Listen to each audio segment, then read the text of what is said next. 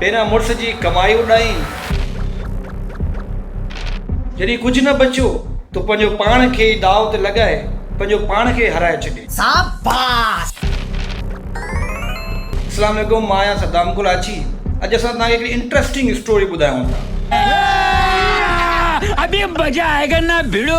रीनू नामी औरत मसवाड़ जे घर में रहंदी हुई। औरत खे लूडो में शर्त लॻाइण जी अहिड़ी आदत पइजी वई जो हिकु ॾींहुं पैसा ख़तमु थियण बाद हुन पाण खे बि दाव ते लॻाए छॾियो। भारतीय मीडिया मूजिबि रीनू जो मुड़ुसु राजस्थान जे शहर जयपुर में कमु कंदो हो ऐं हू जेके पैसा पंहिंजी ज़ाल खे मोकिलींदो हो उहे पैसा रीनू शर्त में हाराए छॾींदी हुई। हिकु ॾींहुं अहिड़ो आयो जो हुन वटि पैसा ख़तमु थी विया ऐं नेठि हुनखे पंहिंजो पाण खे ई शर्त में लॻाइणो पियो। ऐं बदकिस्मती ॾिसो, औरत शर्त हाराए वई, जंहिंखां पोइ यानी जंहिं घर में हू मसवाड़ ते रहंदी हुई ऐं शर्त खटींदड़ उहो मालिक ई हुयो।